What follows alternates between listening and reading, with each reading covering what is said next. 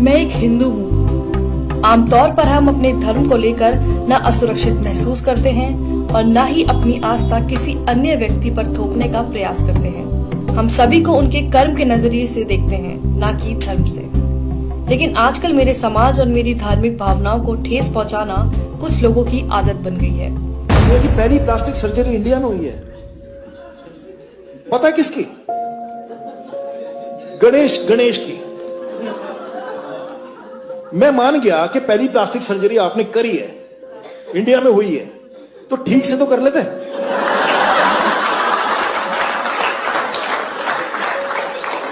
इसको देख के तो यही लगता है कि गांजा फूक के नहीं करना चाहिए सर। क्या ये इन्हें किसी तरह से ज्यादा बुद्धिजीवी बनाता है? आपको ऐसे बहुत से वीडियो मिल जाएंगे जिसमें कॉमेडी के नाम पर लगातार हिंदू धर्म और हिंदू देवी देवताओं का मजाक उड़ाया जाता है। Indian women just celebrated Karwa Chauth, or as I like to call it, Karwa.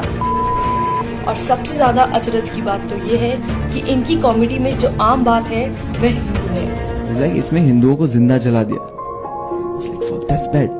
मरने के बाद जलाते ना।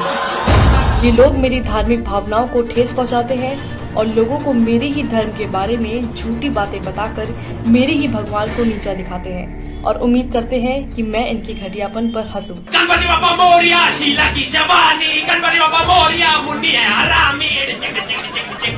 At one point we just start banging our nipples for some reason. मेरा भगवान आया 1.5 दिन के लिए, मेरा भगवान आया 3 दिन के लिए, बाजू वाले का 5 दिन के लिए, बाहर के मंडली का 7 दिन के लिए। भुगतान नहीं है क्या यार इन लोगों को? पहले मुझे लगता था कि ये लोग मोदी सरकार के खिलाफ हैं और उनका विरोध कर रहे हैं, लेकिन अब मेरे साथ साथ बहुत से लोगों को ये पता चल चुका है कि ये लोग सरकार के साथ साथ मेरे धर्म को भी नीचा दिखाने की मंशा रखते हैं। एक पवित्र विश्वास को खत्म करना चाहते हैं। मेरे विश्वास और गर्व को नीचा दिखाकर खुद की मान्यताओं को ऊंचा करना चाहते हैं। कॉमेडियन सुरलीन कौर इस्कॉन को मानने वालों की तुलना पॉर्न से कर रही है। आप सबको मैं बता दूं, बेशक हम सब इस्कॉन वाले हैं, पर अंदर से सब हरामी पॉर्न वाले हैं। सुरलीन इस वीडियो में ऋषि मुनियों को अपमानित करने का कोई मौका नहीं छोड़ती है, उन्हें वासना से भरा हुआ बताती है। सबसे ध्यान लगा के जो चीज की जाती है वो है मेडिटेशन। मैं नहीं मानती, क्योंकि जितनी ध्यान लगा के हम फोन देखते हैं शायद कोई दूसरा काम करते होंगे। सुरलीन कहती हैं कि संस्कृत का इस्तेमाल करके ऋषि मुनियों ने अपने बड़े बड़े कांड छुपाए हैं। धन्य हो हमारे ऋषि मुनि जिन्होंने थोड़ी सी संस्कृत यूज करके अपने बड़े बड़े कांड छुपाए हैं। कामा ये सब सुनना किसी मानसिक उत्पीड़न से कम नहीं है।